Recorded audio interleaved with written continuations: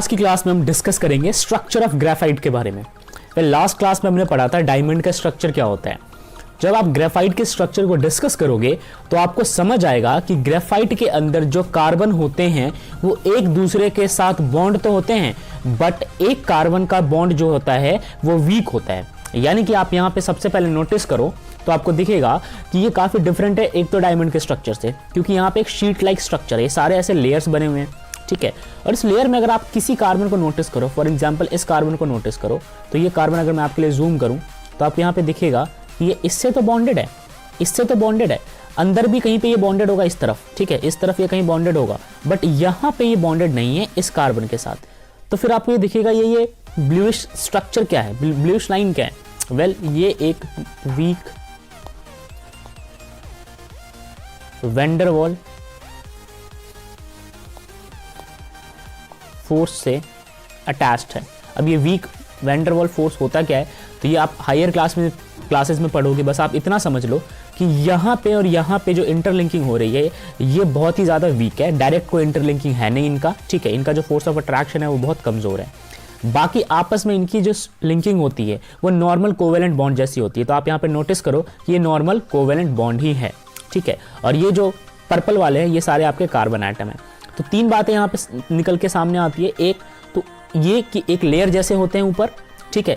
तो ग्रेफाइट में जितने भी कार्बन्स होते हैं वो लेयर बना लेते हैं हेक्सागोनल शेप में, ठीक है। हर एक लेयर दूसरे लेयर के साथ अटैच होता है और एक लेयर का दूसरे लेयर के साथ अटैचमेंट जो है वो ये weak van der Waals force decide करता है, जिसके कारण कार्बन बहुत ज़्यादा सॉफ्ट हो जाता है। अब ये अगर लेयर है तो लेयर की वजह से ये शीट लाइक स्ट्रक्चर अपीयर होता है और शीट को तोड़ना आसान होता है, ठीक है। तो ग्रेफाइट जो है वो बहुत ज़्यादा सॉफ्ट होता है।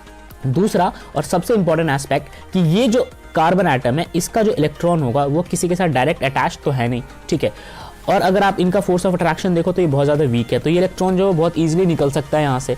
अब ये जो इलेक्ट्रॉन है वही रिस्पॉन्सिबल होता है करंट के कंडक्शन के लिए। तो ग्रेफाइट में अगर इलेक्ट्रिसिटी कंडक्ट होता है तो केवल और केवल इन्हीं इलेक्ट्रॉन्स की वजह से होता है जो कि कोवेलेंट बॉन्ड में पार्टिसिपेट नहीं कर रहे होते हैं। अब आपसे पूछेंगे कि एक वैन डेर वाल फोर्स का जो लेंथ है वो कितना होगा, तो वो होता है 0.3 नैनोमीटर। यानी कि एक लेयर से दूसरे लेयर के बीच का डिफरेंस जो है वो है 0.3 नैनोमीटर। फिर आप इस लेयर से इस लेयर का डिफरेंस देखो वो भी सेम मिलेगा आपको, ठीक है। और ये होता है यहाँ पे वैन डेर वाल फोर्स, जैसा मैंने आपको बताया, ठीक है। वेयर आपसे पूछेंगे कोवेलेंट बॉन्ड का बॉन्ड लेंथ कितना है, तो वो होता है 0.14 नैनोमीटर। यानी कि कोवेलेंट बॉन्ड बहुत क्लोज है एक दूसरे के, whereas van der Waals force की वजह से जो बॉन्ड क्रिएट हुआ है वो काफ़ी ज़्यादा दूर है, ठीक है। तो बॉन्ड लेंथ जितना इंक्रीज करता है उसकी स्ट्रेंथ उतनी कमज़ोर हो जाती है, ठीक है। तो आप ग्रेफाइट को इस जगह से बहुत इजीली ब्रेक डाउन कर सकते हो, ठीक है। इवन इनके जो शीट लाइक स्ट्रक्चर है ये भी आपस में एक एक शीट में टूट जाते हैं, ठीक है। तो ग्रेफाइट का अगर पाउडर बनाना हो तो बहुत इजीली बन जाता है, ठीक है। तो अगर आपसे कोई पूछे कि इलेक्ट्रिसिटी के कंडक्शन का कॉज, तो आप बहुत आसानी से ये लिख सकते हो कि जो ये इलेक्ट्रॉन फ्री हो जाते हैं यही इलेक्ट्रॉन्स रिस्पॉन्सिबल होते हैं। तो यहाँ पे मैं लिख देता हूँ the free electrons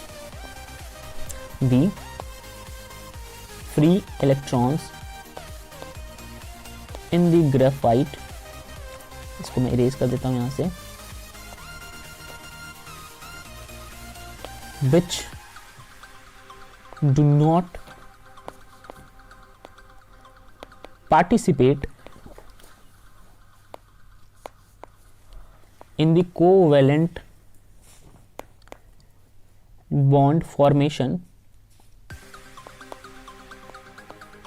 is responsible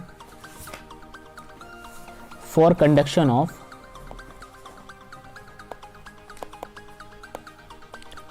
electric current,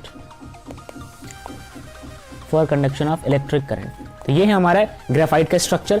अब ग्रेफाइट के बारे में कुछ और बातें, जैसे ग्रेफाइट का इस्तेमाल कहाँ किया जाता है, तो ग्रेफाइट का इस्तेमाल किया जाता है एक बढ़िया लुब्रिकेंट के तौर पे। तो graphite is used as a lubricant, यहाँ पे आप लिख लो graphite is used as lubricant, ठीक है। और जैसा मैंने आपको बताया था कि due to the presence of free electron in graphite crystal it conduct electricity, तो एक कंडक्टर के तौर पे भी आप इसका इस्तेमाल करते हो, ठीक है। तो ये थे कुछ स्ट्रक्चर के बारे में information on the basis of graphite structure.